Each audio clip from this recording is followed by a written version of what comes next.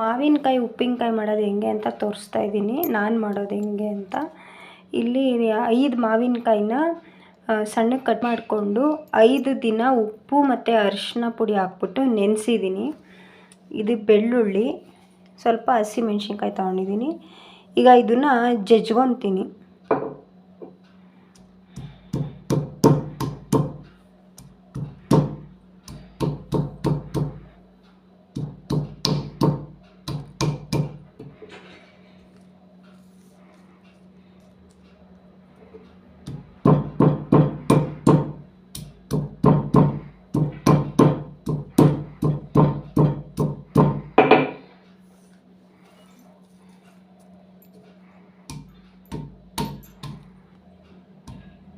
ಈಗ ಬೆಳ್ಳುಳ್ಳಿ ಮತ್ತು ಹಸಿಮೆಣ್ಸಿನ್ಕಾಯಿ ಲೈಟಾಗಿ ಜಜ್ಕೊಂಡಿದ್ದೀನಿ. ಈಗ ಹುರಿಯೋಕ್ಕೆ 2 ಸ್ಪೂನ್ ಜೀರಿಗೆ ಮತ್ತು 1 ಸ್ಪೂನ್ ಸಾಸಿವೆನ ತೊಗೊತೀನಿ. ಸ್ಟವ್ ಆನ್ ಮಾಡ್ತಾಯಿದ್ದೀನಿ. 2 ಸ್ಪೂನ್ ಜೀರಿಗೆ ಮತ್ತು 1 ಸ್ಪೂನ್ ಸಾಸಿವೆ, ಇದನ್ನು ಹುರ್ಕೊಬೇಕು.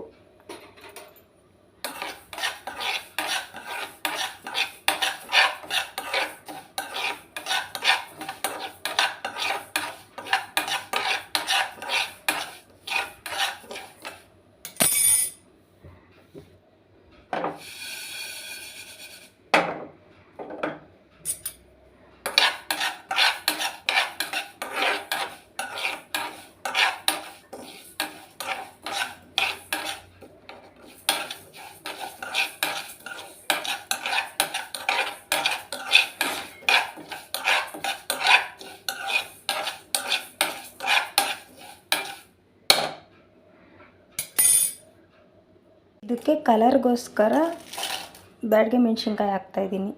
ಇದನ್ನು ಫ್ರೈ ಮಾಡ್ಕೊಬೇಕು.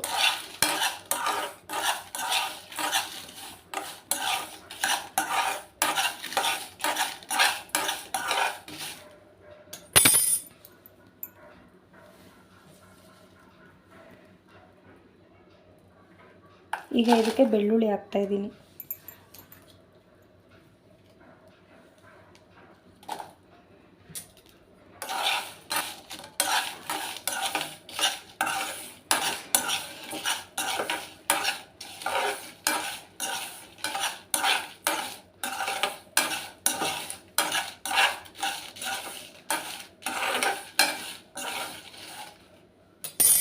ಇದು ಫ್ರೈ ಆದಮೇಲೆ ತಣ್ಣಗಾಗಕ್ಕೆ ಬಿಟ್ಟು ಇದನ್ನು ಫುಲ್ಲು ನೈಸ್ ಪೌಡರಾಗಿ ಮಾಡ್ಕೊತೀನಿ. ಈಗ ಉಪ್ಪು ಮತ್ತು ಅರಿಶಿನ ಪುಡಿ ಹಾಕಿ 5 ದಿನ ನೆನೆಸಿರೋ ಮಾವಿನಕಾಯಿಗೆ ಜಜ್ಜಿರೋ ಅಂಥ ಮೆಣಸಿನ್ಕಾಯಿನ ಹಾಕ್ತಾಯಿದ್ದೀನಿ. ಹಾಕ್ಬಿಟ್ಟು ಇದಕ್ಕೆ ನಮ್ಮ ಖಾರಕ್ಕೆ ಎಷ್ಟು ಬೇಕೋ ಅಷ್ಟು ಸ್ಪೂನು ಖಾರದ ಪುಡಿ ಹಾಕ್ತೀನಿ.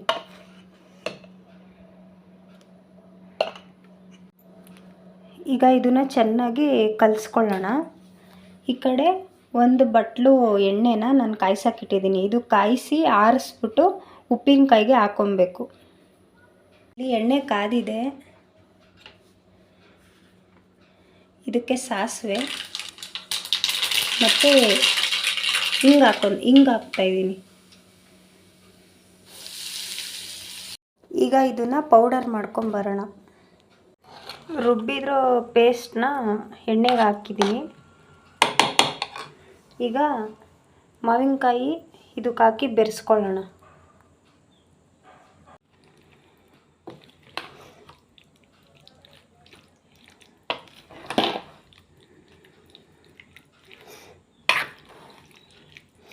ಉಪ್ಪಿನಕಾಯಿ ರೆಡಿಯಾಗಿದೆ.